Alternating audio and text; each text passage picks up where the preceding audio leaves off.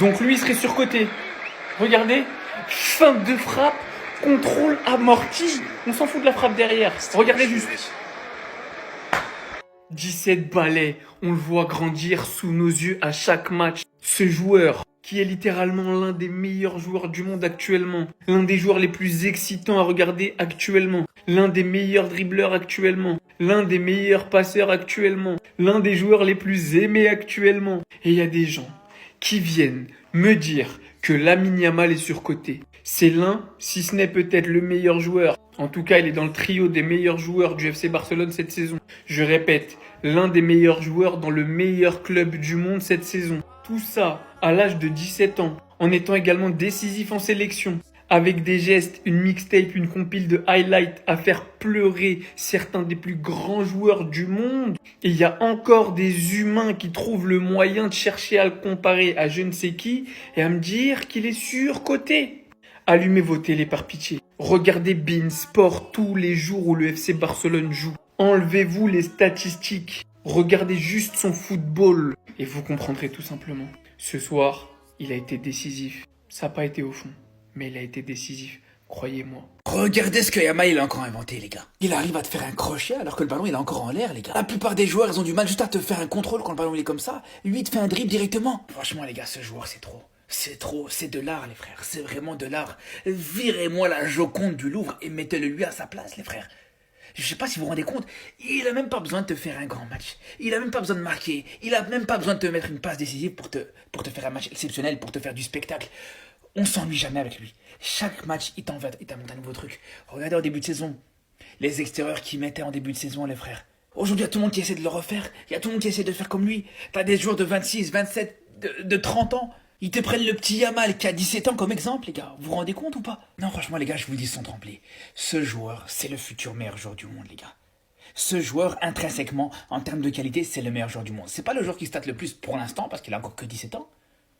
Mais c'est le meilleur joueur balle au pied, les frères. C'est le premier joueur dans les 5 grands championnats à avoir réussi les 100 dribbles cette saison, les gars. Il n'y a personne qui a réussi plus de dribbles que Yamal cette saison. Vous pouvez me dire sortir qui vous voulez. Dembélé qui te sort la meilleure saison de sa vie, la meilleure saison de sa carrière. Il t'a pas réussi autant de dribbles que Yamal. Franchement, les gars, c'est trop. Le Yamal Ball est pas encore terminé, les frères.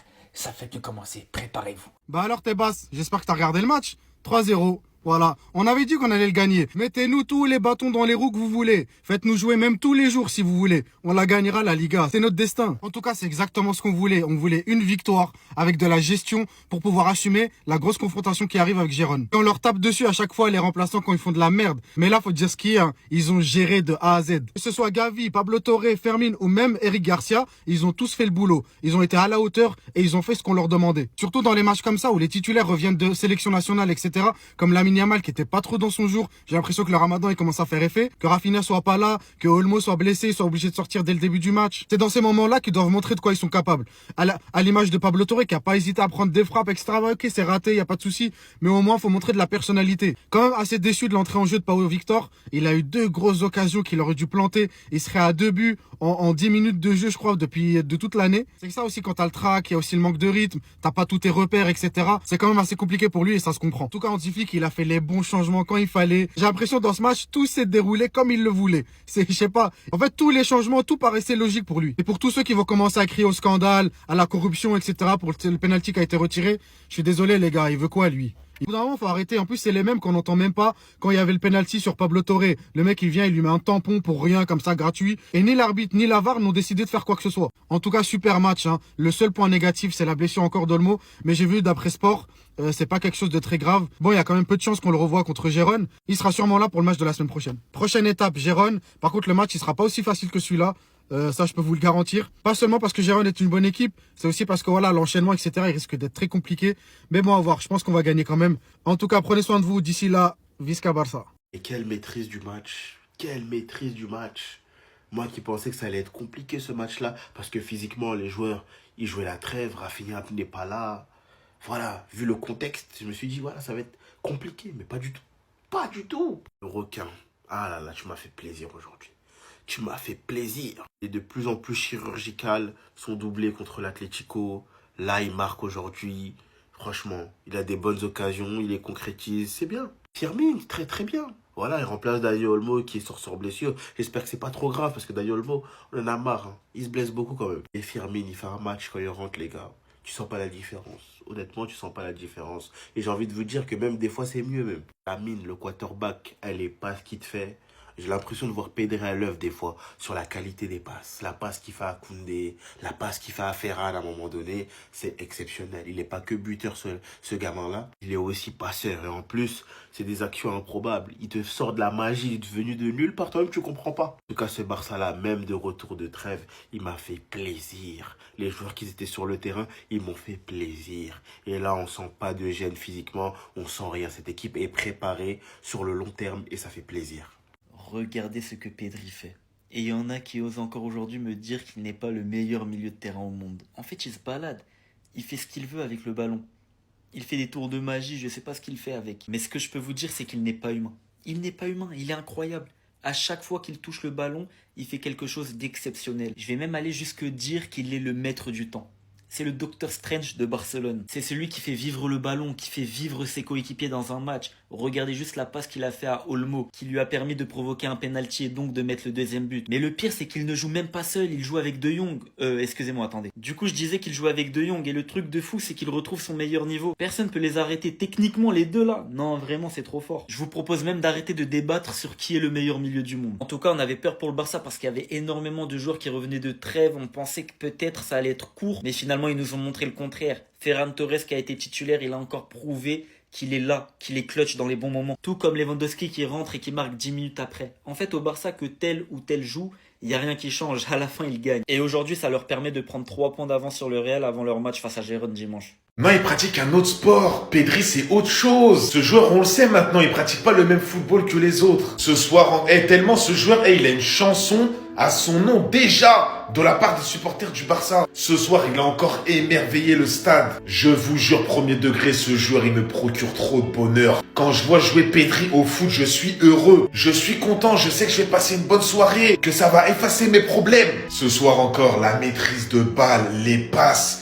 la vision de jeu, c'est passes en profondeur pour Ferran Torres, pour Yamal, pour tout le monde. Ma parole, les gars, ils voient des trucs avant les autres. Et ce mec, il était fait pour jouer au Barça. C'était pas possible autrement. On le répétera jamais assez, mais le digne descendant d'Andrés Iniesta. Il joue comme lui, il court comme lui, il contrôle comme lui, il dort comme lui, il respire comme lui. Et je le répète, mais ce joueur est en course pour le ballon d'or. Il y en a, ils vont nous dire non, ils vont nous dire Salah, Rafinha, Mbappé. Quoi? Mbappé? Pedri, frérot, Pedri. Pedri, son année, c'est 10 sur 10, que ce soit en club et en sélection. Même ses matchs avec l'Espagne, c'est 10 sur 10. C'est un joueur, 70% du temps, il est élu homme du match. Là, je sais même pas s'il a été élu homme du match. Dites-moi, peut-être que ça va être Ferran, peut-être que ça va être Yamal, parce qu'Yamal encore exceptionnel. Pedri, c'est trop. J'ai aucun tabou à dire que j'emmerde le football statistique. Et vous le savez de toute façon, pour ceux qui me suivent.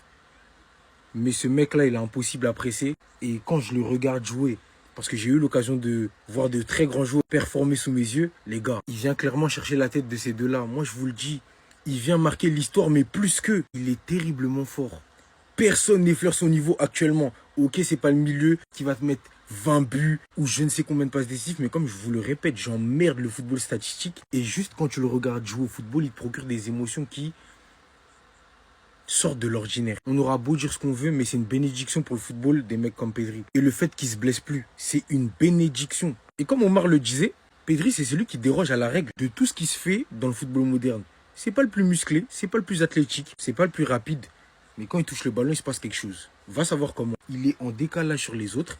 Il a un temps d'avance sur les autres. Et comme je le répète, il est impressable. C'est impossible de lui prendre la balle, les frères. Il a du Verratti, il a du Iniesta, il a du tout. Moi, j'aime trop les joueurs comme ça. J'aime trop les joueurs comme ça. Et j'ai le seum de pas en avoir dans le club que je supporte entre grosses guillemets. On est neutre ici. Barça, pas Barça, c'est pas mon affaire. Je vous parle sérieux, ce mec, c'est le haut niveau. Et quel plaisir de le voir performer.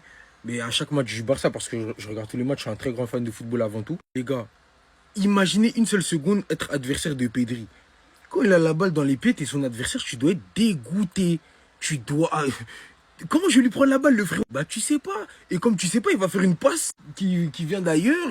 Il va trouver des angles de passe, comme je vous ai dit. Il sait tout faire. Il sait tout faire. C'est juste qu'il est pas chargé. Et il fait pas des grosses statistiques. Sinon, on en parlerait comme un potentiel ballon d'or, les gars. Ouais, j'aurais préféré voir un mec comme lui remporter le ballon d'or plutôt que Rodri. Parce que c'est ça, le football, ouais. C'est les mecs comme Pedri. Et je pense qu'il fait l'unanimité. On peut tous se le dire. il est excellent. Il fait plaisir, il fait kiffer. Et quel magicien, quel maestro. On n'en fait plus malheureusement, mais on sera là pour l'accompagner. Forcément, il a 22 ans. Ça lui fait des belles années devant lui. J'espère que vous avez apprécié. En tout cas, moi, j'ai kiffé. J'ai kiffé, je suis obligé de dire la vérité. J'ai plus le choix. J'ai aucune honte à la dire, justement. J'emmerde le football statistique. Je répète, restez sobre, abonnez-vous, les gars, ça trappe. Il y a quoi qu'il ne sait pas faire. Maintenant, il se met à voir ses coéquipiers manquants. Comme si sur le terrain, ça suffisait déjà pas assez qu'il avait aucun mal à les trouver. Quand on va parler de travail intensif, on va forcément faire allusion à Gavi. Encore une fois d'ailleurs aujourd'hui, ce fou a failli payer les frais une énième fois. Mais comment vous dire que dans ce domaine aujourd'hui, Pedri m'a plus impressionné. Sa défense actuellement. Déjà, il part chercher le ballon. Il empêche l'attaque adverse, il récupère le ballon. Sa récupération derrière va tout de suite permettre à ses coéquipiers d'amener le ballon jusqu'ici, de clairement permettre leur projection. Ayant perdu le ballon, qui sait qu'il via son excellente lecture de jeu et surtout son volume monstrueux durant ce match, vient couper la trajectoire du ballon avant que le ballon atterrisse sur l'adversaire, c'est encore une fois Pedri. Je crois que vous vous rendez pas compte. Hormis son énorme créativité, la manière qu'il a de faire progresser le jeu de son équipe, imprenable dans les espaces les plus fermés, un pressing inefficace contre lui, il fournit aussi ce genre d'effort sur le terrain. Le travail autant sans le ballon de ce mec est littéralement monstrueux. J'ignore si c'est le brassard ou pas, mais franchement, il faudrait commencer sérieusement à parler de ballon d'or pour ce joueur aussi. Aux côtés de qui? Frenkie de Jong qui revient aussi formidablement bien. Une première période de patron. Lamine Yamal toujours aussi dangereux, toujours aussi autant dans ses œuvres. Même si on l'a pas vu stater aujourd'hui, c'est impressionnant à quel point on peut le voir apporter du danger. Par contre, Pedri, on commence vraiment à s'inquiéter pour sa santé. Dis quelque chose à ton gars, c'est pas normal de faire ça. Si le mec, à ce moment dernier, là, il retire pas son pied parce qu'on l'a vu retirer, ça peut faire très mal. Voici que le Barça a rattrapé son match de retard, plus leader que jamais. Il va être très dur. Ils sont littéralement imprenables d'essayer de faire quelque chose. Il y a vraiment à espérer. Mais les gars, vous avez pas compris que c'est fini, on va plus lâcher le trône, que c'est terminé. Le Barça s'impose 3-0 avec un effectif un peu remanié, des joueurs qu'on a reposés très tôt en cours de match, mais même les entrants ont fait le taf. Le retour du flickball, on a tout ce qu'il fait. La seule petite mauvaise nouvelle, c'est que Olmo s'est blessé. Mais à ce qui paraît, ça a l'air pas bien grave. Mais vu la fragilité d'Olmo, on attend le test de demain. On commence le match sur un but de Ferran Torres avec un superbe jeu collectif et notamment un 1-2 entre Ferran Torres et Frenkie de Jong.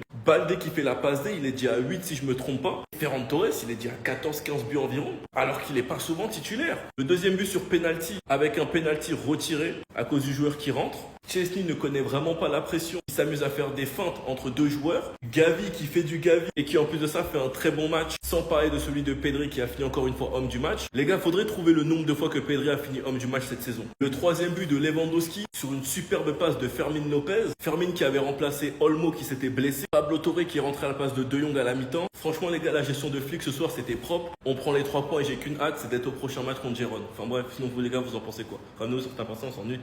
Ça y est, frère. En vrai, les mecs, c'est bon. Moi, j'abandonne. Ça y est, donnez le trophée tout de suite. Ça ira plus vite. Le football est trop simple pour eux. C'est trop facile. Ça joue trop bien dans les petits espaces. C'est trop fluide. T'as l'impression que les mecs, ils sont dans la saison depuis 10 ans. La trêve, j'ai l'impression qu'elle a même pas d'impact sur eux. À l'image de Jules Koundé, qui a combiné avec un Lamine Yamal, qui a été très fort aujourd'hui. Jules Koundé, je me dis, avec l'équipe de France, il a été très mauvais. Je me suis dit, il doit être un peu fatigué. Que nenni. Il a été bon offensivement dans les combinaisons. Tout le Barça a été excellent.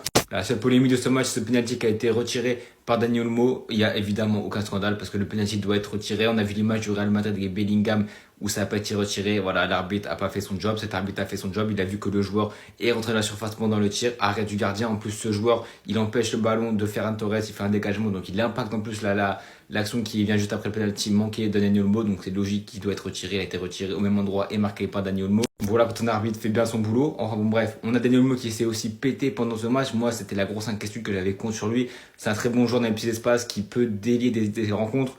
Mais par contre, il est énormément blessé. Il a déjà été absent 51 jours et ça va peut-être empirer encore une fois. On a aussi vu Ferran Torres marquer un but sur une passe décisive de Baldé qui fait quasiment tout le travail. 15 buts et 7 passes décisives pour lui, 22 goals assists. C'est une très bonne saison pour lui. Ça montre trop bien que le Barça survole tellement qu'il arrive à faire stater un mec comme lui. Ce qui pourrait être le titulaire la saison prochaine quand Lewandowski partira. Franchement, j'ai des gros doutes. Lewandowski qui rentre et qui met son petit but à la 77e minute et qui passe du coup à 3 longueurs d'Mbappé dans le Pichichi. Avec du coup le match en retard qui est comblé, ils reviennent, ils passent du coup à 3 points du Real Madrid, 3 points d'avance devant nous. Ça va être compliqué évidemment la Liga, je dis depuis plusieurs mois, je pense que le Barça va l'emporter. Je pense que c'est l'équipe qui est le plus à même, je crois qu'ils enchaînent 8 victoires d'affilée, ils n'ont pas perdu depuis octobre ou novembre contre l'Atlético Madrid. Bref, cette équipe est incroyable et franchement ils peuvent réaliser une très grosse saison. Ça s'impose les gars, ce petit-là, je suis dégoûté parce que il a littéralement 3 passes décisives qui doivent rentrer.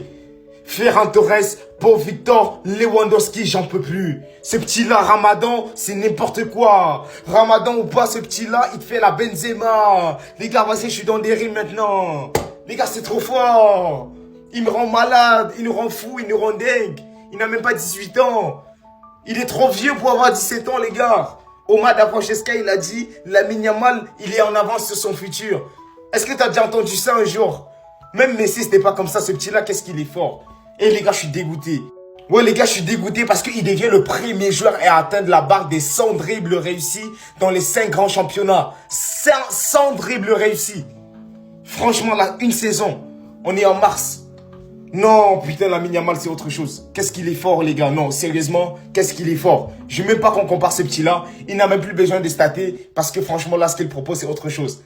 Comment vous faites pour ne pas supporter le Barça? Comment vous faites pour ne pas aimer cette équipe? Beauté du jeu, alchimie, transition rapide, combinaison rapide, intelligence de jeu, vision de jeu, beau jeu mélangé au résultat. Vous savez pas ce que vous ratez. Vous savez pas ce que vous ratez. Lonely at the top, lonely, lonely, lonely. Osasuna, c'est quoi s'il vous plaît? Victoire du Barça 3-0 face à Osasuna. Et franchement, la vengeance est un plat qui se mange froid. On vous attendait, on vous a récupéré, on vous a tapé. Aujourd'hui, le Barça jouait son match en retard contre Osasuna. Le match avait été reporté, je rappelle, à cause de la mort d'un docteur du Barça. Entre le match qu'on devait faire au docteur et le fait qu'on devait se venger aussi, tout ça, ça a donné un cocktail magnifique. 3-0 victoire du Barça. Il conforte sa première place et prend ainsi 3 points d'avance sur le Real et 6 points d'avance sur l'Atlético de Madrid. Match au milieu de semaine, match après la trêve internationale. On s'attendait à ce que ce soit pas trop flamboyant. Mais c'est mal connaître le Barça de Hansi. C'est mal les connaître. Le football champagne qui nous ont servi. Vu que c'était la trêve internationale, beaucoup de nos joueurs étaient fatigués et il fallait faire tourner un peu. Donc Lewandowski a été laissé sur le banc et Ferran a été titulaire. Gavi a été positionné en ailier gauche. Daniel Olmo a été titulaire. Et Eric Garcia aussi titulaire. On a une première mi-temps sous contrôle, une première mi-temps maîtrisée. Les joueurs ont fait le travail. On s'est retrouvé à 2-0. Le premier but de Ferran vient à l'issue d'une action collective magnifique. Ensuite, Daniel Olmo, ce joueur en vert. On va parler de toi après. Il a tiré le penalty, il a raté le penalty, il a retiré le penalty, il a marqué. Ensuite, il s'est blessé en tirant le penalty. Même si on dit tu es un joueur en vert. Ferran, je sais pas si c'est son tatouage, il a fait 2 jours là, mais franchement, le gars, il commence à devenir fort. Hein. Dans son vaurien, là, il commence à devenir fort.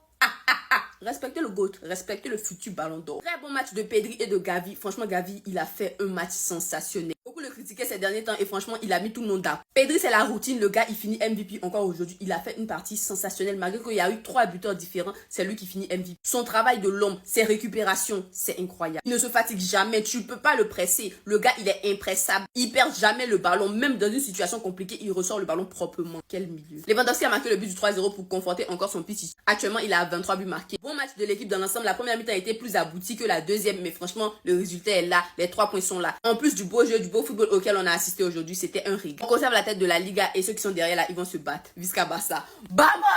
Putain, je vais mourir, c'est un cauchemar. C'est un cauchemar. Vous savez, cette victoire, elle me fait du mal. Pourquoi? Parce que le FC Barcelone est à 3 points devant le Real Madrid, avec une différence de but largement supérieure à la nôtre. Donc en quelque sorte, ils sont à 4 points de nous. Et en plus, les gars, on va pas se mentir. Ils jouent bien. C'est incroyable comment c'est beau à voir. Voilà les gars, vous vous rendez pas compte à quel point j'ai la haine.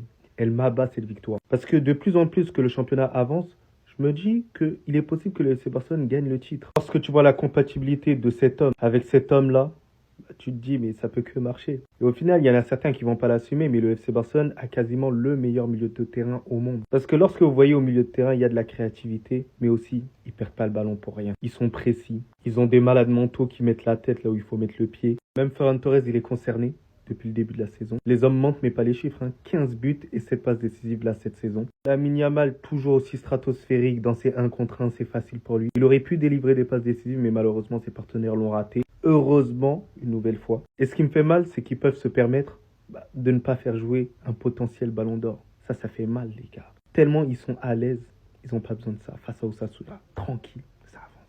Le Barça, cette année, en vrai, c'est fort.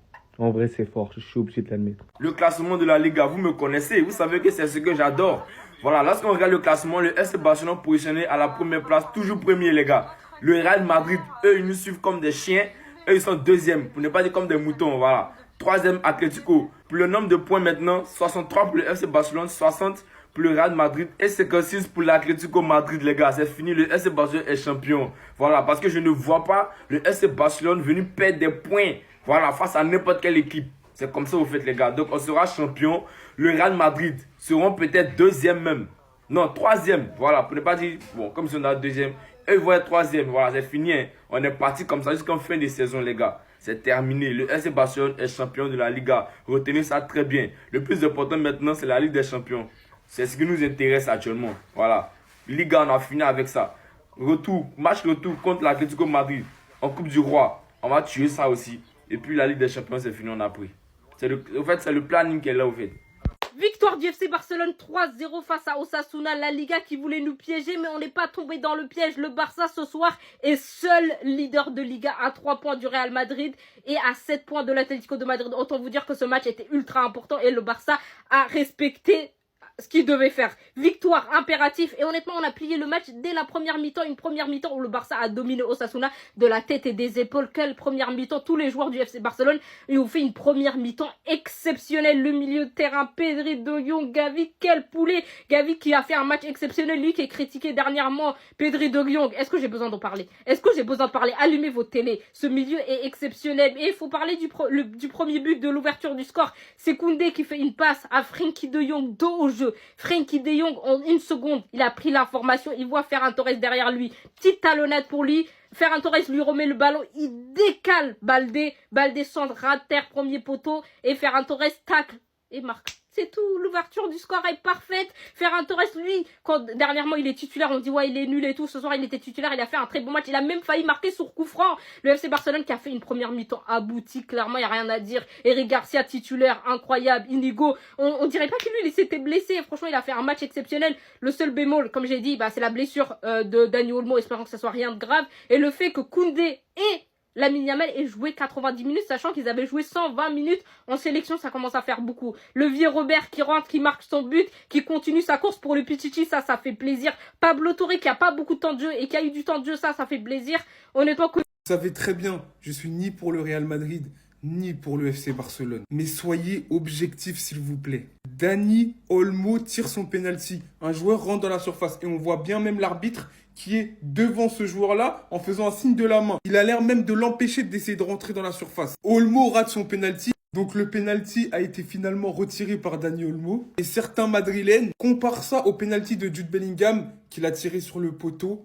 Un joueur était rentré. En fait, en quoi c'est la faute du Barça si l'arbitre, lors du Real, je crois que c'était contre Valence, a mal fait son travail? Sur cette action, il a bien fait son travail. On n'a pas le droit de rentrer dans la surface tant que le joueur n'a pas tiré son penalty. Et on le voit, il est dans la surface, le joueur n'a pas tiré son penalty. Là, je suis désolé, mais il a mal fait son travail. Il y avait un joueur, il aurait pu refaire tirer le penalty. Ça s'est pas passé. Et en aucun cas, l'arbitre a pris une décision pour favoriser ou non. Il a pris la bonne décision et ça doit s'arrêter là en fait. Il ne doit pas y avoir de polémique. Il a pris une décision à retirer. Elle est logique cette décision. Donc, le penalty doit être retiré. Peu importe, c'est les règles. C'est comme sur le penalty de Julian Alvarez. Les ballons est touché 2 fois. Le penalty a été annulé. Et en tout cas, selon moi, c'est pas parce que le Real a été victime d'une injustice que les arbitres doivent pas prendre les bonnes décisions. Là, il a pris la bonne décision. Disons, ok, là, il a pris la bonne décision. Il y a des moments où c'est pour le Real, il y a des moments où c'est pour le Barça. C'est comme ça. Bon, Dani Olmo commence à être fatigué. Encore une fois, blessure de Dani Olmo, les gars. Vous voyez, aujourd'hui, on a passé un bon match, on a passé une bonne soirée. Et voilà, fallait que ça tombe sur une personne. Ça pouvait être que lui. Blessure de Dani Olmo. Bon, de ce qu'on entend, ça n'a pas l'air très grave. C'est une blessure aux adducteurs, mais là, ça commence à faire beaucoup, frérot. Je savais que t'étais faible, mais à ce point-là, ça commence à être fatigant. Je vous dis la vérité, je ne sais pas quoi en penser. Le mec, il enchaîne un match sur 4. Il se blesse tout le temps, c'est... Bref, juste... voilà quoi. Victoire du FC Barcelone 3-0, c'est parfait. Leader incontesté de la Liga. C'est facilité la tâche tout simplement avec un but de Ferran Torres arrivé très tôt dans la rencontre. Il a été construit à lui tout seul, en fait, par Frenkie de Jong. Des gens voulaient le vendre, je le répète encore. Alors que ce duo-là, en fait, tu peux pas les presser. Bref. Petite parenthèse, ça me fait rire de voir que les supporters du Real Madrid qui comptaient sur les Avengers pour gagner tous les titres, enfin, du moins en Liga, se mettent désormais à espérer les faux pas du Barça en comptant sur les adversaires. Bref. Mo va inscrire le deuxième but, son penalty avant de sortir. Ensuite, le Barça sera en gestion, mais il commence à me saouler 60 millions qu'on investit sur toi, chef, c'est pas pour que tu te blesses. Si là, pour le coup, le calendrier a... Chesney enchaîne d'ailleurs un autre clean sheet, ça fait 9 clean sheets, je crois, en 17 matchs. Excellent match de Baldé qui a eu tout le flanc gauche et qui a su défendre et attaquer correctement. Qu'est-ce qu'il a progressé? En tout cas, l'équipe s'est bien gérée, c'est le principal. Reposez-vous pour le match de dimanche, ou samedi, je sais plus. Fati a eu 0 minutes. Bon, Pau Victor est passé devant lui, ça en dit long. Bon, l'occasion, encore faut-il la mettre, chef. Oh là là, mais bon, ils jouent pas beaucoup, le Pablo Torre ont été visibles. Voilà, Ansu Fati, on espère qu'il va quand même retrouver des minutes d'ici là. Reposez-vous, c'est le plus important. Victoire du FC Barcelone 3-0 contre Osasuna. Les gars, on va pas se mentir, hein, victoire facile. Hein. Ah ouais, victoire facile. But de Olmo, Ferran Torres, le meilleur joueur au monde. Et Lewandowski qui est rentré et qui a planqué son but. Non mais les gars, c'est le meilleur joueur au monde. Ferran Torres en tant que remplaçant au FC Barcelone, c'est 15 buts, 5 passes décisives. Il est remplaçant au FC Barcelone, les gars. Il est même pas titulaire. Quand il rentre, il planque. Il rentre, il marque. Il rentre, il marque 15 buts, 7 passes décisives. Les gars, c'est trop. C'est trop. Je crois que c'est le remplaçant le plus fort. Le plus fort au monde, les gars. C'est trop. Après, on a Lewandowski, quoi. Les gars, sincèrement, qu'est-ce qui peut l'empêcher d'être dans la course pour le Ballon d'Or? Sincèrement. Les stats, il les a. Hein. Les stats, il les a. On peut les critiquer comme on veut, mais il prend ses buts. Hein. Ah oui. 41 matchs, 36 buts et 3 passes décisives. Il prend ce but. Hein. Ah ouais. Sinon, Daniel Mo, c'est quand tu vas enchaîner 3-4 matchs sans te blesser. Bon, apparemment, sa blessure, c'est pas très grave, mais bon, quand même. Essaye d'enchaîner quelques matchs au moins. T'arrives pas, tu te blesses. Bref, le résultat, ça fait qu'on prend 3 points sur le Real Madrid et 7 points sur l'Atlético de Madrid, les gars, c'est incroyable. On fonce tout droit.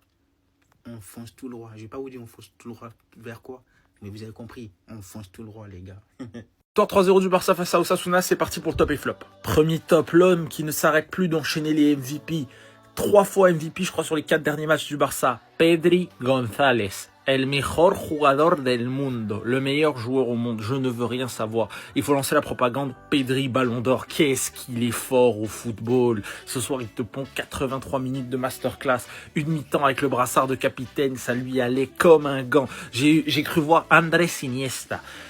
Non, franchement, Pedri, il a que 22 ans. Ce qu'il te fait sur un terrain, c'est exceptionnel. J'ai les émotions qui montent tellement il est... En tout cas, j'ai pas les mots. Il est juste tellement fort. Pour moi, le meilleur joueur du Barça cette saison, il n'y a aucun doute là-dessus. Et le meilleur joueur au monde, je le répète et je le dis très fort et j'assume mes propos. Mon seul flop aujourd'hui, c'est pas de sa faute, mais c'est l'homme de sucre, Dani Olmo. Ouais, parce que ok, il fait un bon début de match, il claque son penalty qu'il provoque lui-même et tout, mais mec, c'est pas possible, c'est ça, il se blesse tout le temps. Et le problème avec Dani Olmo, c'est que moi par exemple, j'étais très indulgent avec Pedri, premièrement parce que Pedri c'est un autre standing par rapport à Dani Olmo lorsqu'il se blessait. Et l'autre chose, c'est que Pedri, c'était un jeune joueur. Dani Olmo, t'as 26 ans, t'es censé être à ton prime, que ce soit physiquement, mentalement, t'es censé connaître ton corps. Le mec, depuis qu'il a 18 piges, il se blesse tout le temps, toujours blessé. À un moment donné, c'est plus possible. Ça fait 8 ans de carrière maintenant qu'il a lui dans les jambes. Depuis qu'il est à Zagreb, chaque saison, il ne peut pas te faire une saison qui n'est pas bousillée par les blessures. Et pour moi, c'est vraiment problématique. Il n'est pas fiable physiquement. Mais quand il est sur le terrain, c'est un joueur que je kiffe absolument. Donc on va être un peu indulgent. Bon, donc je le mets en flop, mais t'as capté le délire. 2 autres top, Gavi et Ferran Torres. Gavi nous vous a fait une masterclass ce soir au milieu de terrain. Il a vraiment été très bon, et que ce soit dans l'intensité, que ce soit même techniquement. Enfin vraiment, on a retrouvé le Gavi qu'on connaît. Et si Gavi évolue à ce niveau-là, franchement, ça va être difficile pour Dani Olmo de retrouver une place au milieu de terrain. Quand Gavi est à ce niveau, il y a très peu de joueurs dans la planète qui s'assoient à sa table. Il est vraiment, ce soir, il a été exceptionnel au niveau de l'intensité, de tout ce que vous voulez. J'espère qu'il va confirmer cette montée en puissance. Et ouais, parce qu'un Gavi à ce niveau, ça peut énormément nous aider sur cette fin de saison. Et le Shark, encore une fois buteur, le Shark, dans tous les bons coups, la prise de profondeur, les appels, même l'appel sur le premier but, c'est un super appel de numéro 9. Le coup franc qu'il vient mettre sur la barre. Non, franchement, le Shark, rien à dire, gros match. Pour les mentions honorables, Lewandowski qui rentre, qui met son coup de casque, tranquille, il met son but, 23e but en Liga. Le tonton Bob, il s'en va vers une saison à 50 buts, mais tranquille, faut pas parler. Et parce qu'il y en a qui kiffent pas. Et Lamine Yamal, mention honorable, parce que chaque fois qu'il a touché le ballon, c'était des illuminations, c'était un contrôle exceptionnel pour une frappe qui rase le poteau. Enfin non, Lamine Yamal, c'est le très haut niveau. Il doit finir ce soir avec 2 passes décisives, si pas au Victor et pas un tocard. Et si le Shark ne rate pas une occasion, franchement... Bon, il la frappe, il la cadre et tout, mais normalement il doit la mettre. Enfin ouais, voilà quoi. En tout cas, on se cadre, Catalunya sempre.